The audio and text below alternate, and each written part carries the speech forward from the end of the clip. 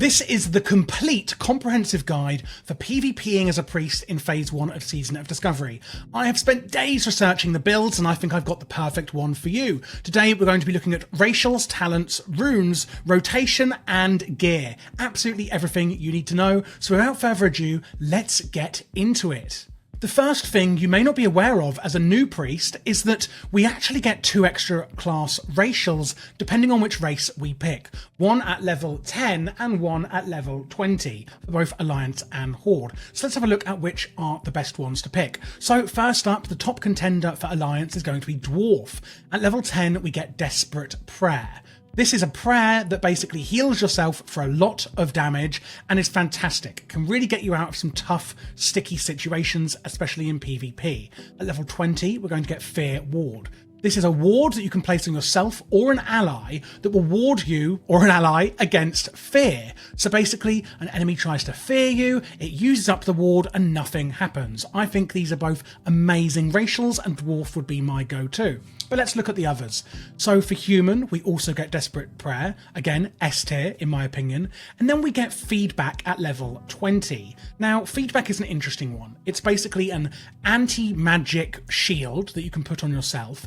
And then when you get hit by a spell, it will actually burn a portion of the attacker's mana and do shadow damage and a 1-to-1 ratio of the mana burned. So for every 1 mana burned, it does 1 shadow damage. Yes, it is quite good, but I just don't think it can compete with the Fear Ward on a Dwarf. But what do you think? Let me know in the comments below.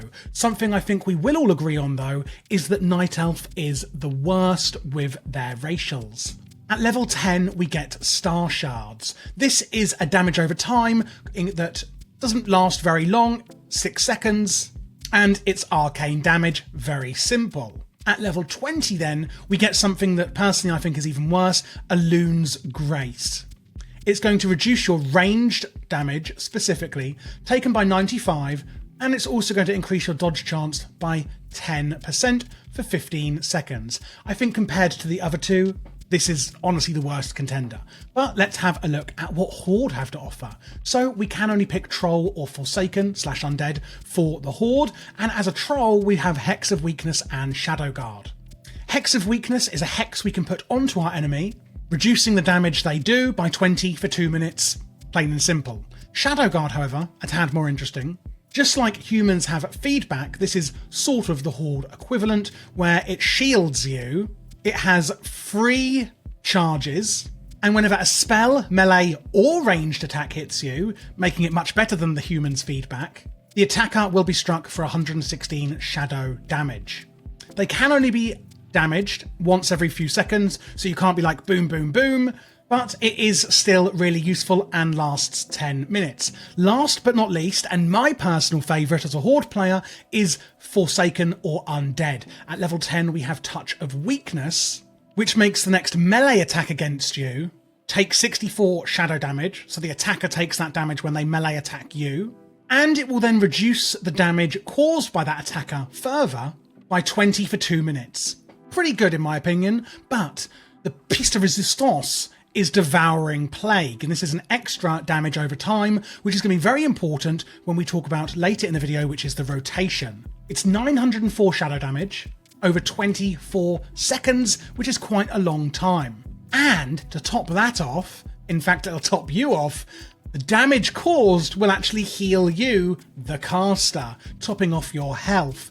Now, if you're wondering how you actually acquire these, they are quite simply taught by your class trainer, where you learn all of your other spells as usual. You will just see that they are also on the list. Next up, let's look at talents. Now, these are really quite interesting, and I think these are going to be a bit more to your preference, but this is what I recommend as a PvP priester, or a priest PvPer even. So first up, we're going to put 5 points into Spirit Tap. Now, if you don't know what this does, it gives you a 100% chance to gain a 100% bonus to your spirit after killing a target that yields experience. Now, FYI, this does work in PvP. I have tested it. And for this duration, your mana will regenerate at a 50% rate while casting, and it lasts 15 seconds. Basically, TLDR, this is fantastic for your mana gen and throughput in PvP, where we especially do not have much downtime. Now we're going to go over here to wand specialization, and I'm going to put 5 points into here, increasing your damage of wands by 25%. And we are going to be using our wands quite a lot, both in PvE and PvP. Level 25 wands are phenomenal and are actually quite overpowered for us priests with this talent. Now, because of that, we can then put some points into improved power word shield, increasing the damage absorbed by it. And we're going to be using our power word shield quite a lot in PvP, especially as it's instant. It is fantastic and I love it. So we're also going to come back over here, and I'm forgetting how many points we have here. I'm going to put 3 points into blackout. Yes, there we go. So I can put my last point into improved power word shield. So 3 out of 3 there, increasing the damage absorbed by 15%. And then what I like to do is put 3 points into blackout, giving your shadow damage spells a 6% chance to stun the target for 3 seconds. Now, in my opinion, this is up to you. You could take these points out of power word shield and put the rest 2 more into blackout and leave 1 in here. You could put 2 into healing focus, giving you a 35 and then 70% chance to avoid interruption caused by damage while casting any healing spell. Very important because we're going to be using a lot of penance for healing in our rotation. So you could take 2 out of here and put 2 in here, for example. We're not really going to care about renew or the crit of our holy spells. And we don't really care about the resist chance from our shadow spells, especially if we've got our epic boots that you should get. We're going to go through the gear in a minute, and shadow word pain, increasing the duration of that. I don't really care too much, and we do not care about fret whatsoever. So we're not going to be going with these. So really, in my opinion, our only other options are going to be blackout, healing focus, power word shield, or you could then use unbreakable will, which is the chance to resist stun, fear, etc. by an additional 3%, but I've been testing out a build with that one and I just don't think it's worth it. I think the defensive points you're going to get from putting it into power word shield are much more beneficial. So overall then, sorry, not going to have those because we're not level 27, we're 25. This is the build that I'm running and I'm really enjoying. So although that we're not going to be using our wand as our main attack and kind of way of actually, winning in PvP, it is something we're still going to be using quite a lot. Before we actually get onto the core rotation then and the exciting bit, let's have a look at what runes we're going to use and why. Then we're going to bring it all together. And don't worry, we've still got to look at gear and there's some really interesting bits in there that you may not know about. So on the first rune, I like to use Void Plague, again because it's a damage over time. Spoiler alert, our main strategy is using damage over time spells to kill our enemies in PvP, and that is the strategy we're going with. That is why I love Devouring Plague on Forsaken so much as a racial ability, because we're getting 1 more. Second up is going to be using Penance, and you can see here I've put only use for healing yourself. The reason being is it's absolutely fantastic and so overpowered when healing. Now, there is one thing I will say here, which is that you can use it offensively if you want to, kill them off in the last second to finish them off and use it as a finisher. But if they're at full health, using Penance is just a waste. You're much better off using it for healing yourself because that is where it's really overpowered and where it truly shines. As I said though, if they're at maybe 20% or less health, you can barrage them with your Penance to finish them off, and that can work really well. Just be careful on doing that though, because you don't want to then be caught short with low health yourself and have your Penance on cooldown. So weigh up those options there when you're in the battlefield. But more uses than not, you are going to be using it for healing. Last but not least, Homunculus,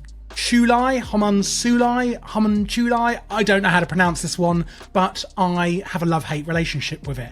I love using it as a priest. I hate when other priests use it on me because it's so frustrating. Basically, it summons 3 clones to attack your target. That's going to reduce their speed, power, and armor, and even outside of that, they are just so annoying. It slows you down, there's these little clones hammering away at you, they're different weapons, and honestly it's really frustrating. When you use these and all of your damage over time spells on your enemy, they are just so overwhelmed, and the strategy we're going to be using is honestly just trying to get as much time as we can with those dots up until, you know, just wearing them down with those dots. And these are the 3 that I would use in PvP.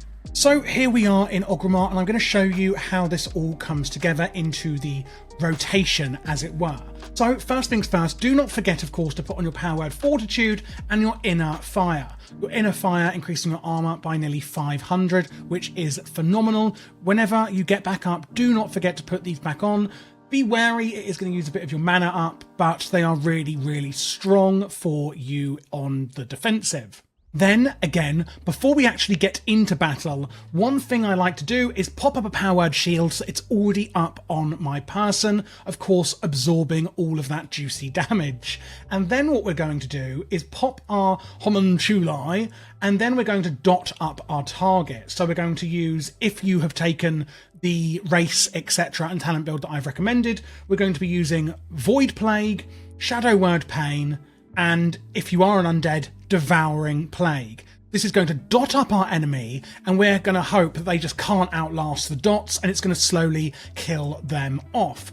Of course, we can use our Psychic Scream to do a fear on them, which is fantastic. This will actually cause 2 enemies within 8 yards, so you do need to get quite close, to flee for 8 seconds. Damage caused may interrupt the effect. And then, of course, using our penance defensively when we need. I will show you this actually in Warsong Gulch in a second. One last thing I would like to say is on dispelling yourself. Personally, when I'm in the battleground, I am trying to focus on so many things at once, often actually looking at exactly what debuffs are on me isn't always that obvious. So I think depending on mana and how much time you have, etc., and how debilitated you are by whatever debuffs are on you, is kind of a personal choice on if you should use your dispel or not, or if you should be using it on other allies versus going the more offensive route. So I think definitely deciding your own for that one. It really is quite situational. But just to recap on the core rotation then, make sure that you've got your power word Fortitude and inner fire up on yourself. Before you go in, pop up a power word shield and keep this up as much as possible. Use your homunculi to annoy the target, get those dots up, Void Plague, Shadow Word Pain, and maybe even Devouring Plague. Of course, you know, if you're a dwarf, use your Fear Ward, use your Desperate Prayer when you're low. Again, use your Penance as a defensive ability for you and your allies. It's really overpowered. You can use it to finish off the target, and you could even use Mind Blast if you really want to finish them off. I do that sometimes if I'm like, oh, I could really just pow, you know, get that Mind Blast in and use it as a finisher. But apart from that, you're just going to be using your wand as they've gone into one specialization. So get those dots up, use the Penance on defensive, use the Shadow Word, Power Word Shield on defensive, Penance, dots, and Psychic Scream, and then last but not least will be wanding. If we look here in this footage from Warsong Gulch, you can see here I've got my buffs up on defensives, I've got my power word shield up, and now we are going in. I'm looking to target the hunter, and I'm looking to get my homunculi up, and yes, I clicked there. Oh, don't have me killed. And then, as you can see here, I'm getting my dots up on the target, doing my Psychic Scream, but it was a bit too far away, and boom, I've used my Mind Blast to finish them off. And then you will see I'm using my Penance defensively on my allies, and it done about 50% of their health there with just one heal. And it is really, really fun. You can see here then I'm getting my Power Word Shield back up, and then again I'm trying to use my dots on the enemies that are around, being Void Plague and Shadow Word Pain. Psychic Scream's about to come off, and boom, I've used it. You can see people running around. It will work on pets as well, unfortunately. And that's pretty much it. Now let's just look at the gear items before we put it all together. And here you can see I did use a dispel as well. So looking at the gear then, it's honestly not that different from what you'll be running with in a raid, etc. But there are a few key differences. One is going to be, if you're doing Warsong Gulch, get the Resilient Cloth Headband. This is going to reduce all damage taken and the chance to be critically hit by 5% when you're in the Gulch, which is absolutely fantastic. There is also the Sentinel's Medallion. Basically, any PvP gear is going to be quite good. Why is that, you may ask? Because it often has a lot of stamina on it and agility, which can be quite good, especially the stamina. Don't forget to get your Sergeant's Cloak, which is 4 of everything and 24 armor at level 25. It's biz for everyone, pretty much. And then again, I would say, yeah, just use pretty much your normal gear. Look at my priest gearing video for overall gearing, but this is generally what you may go with. Do get the extra planar spider silk boots from tailoring. These are phenomenal in every situation. There is some rings you can get like here, which is the Lawkeeper's ring, and that's from PvP vendors as well. The trinkets, you can get the Rune of Protection, giving 4 stamina and decreases magical resistance of your spell targets by 10. And there's the insignia of obviously the Alliance or Horde, which you can use to dispel all fear, polymorph, and stun effects. If you are a dwarf, for example, you've got your Fear Ward, you can use your insignia. This could be phenomenal. There is another item I actually didn't realise exists, and this actually dropped for me in BFD last night when I was raiding with my guild. Now, how useful you find this item is, again, kind of situational. I don't really know if I'm actually going to use it. I definitely think it would be better in Ashenvale than the Gulch. But that's actually this on the right hand side here, the Ring of Shadow Sight. It's a level 25 ring and it slightly increases your stealth detection. This is actually one thing I haven't had a chance to test. So if anyone else is using this, let me know if you think it's really worth it or not. It could be in certain situations for stealth detection, but I'm not sure how good it actually is or how the range is on that. But I just thought it was a really interesting item that drops in BFD, strangely. But it is a PvP ring. So there you go. Use it, don't use it. Just know that it's there. And that is it. That is how you do PvP as a priest in Season of Discovery Phase 1. I really want to hear your opinions on this one. I put a ton of research and time trying to find out the best builds and way that we can play as a priest. And you know what? I am enjoying PvP more than ever now that I have learned these tactics. Thanks for watching, guys. If you do want to play PvP or if you want to raid, etc., join my Discord because we are looking for more raiders. It's always good to PvP with people and level together, etc. Blah, blah, blah. As I said, it's always good to have more friends.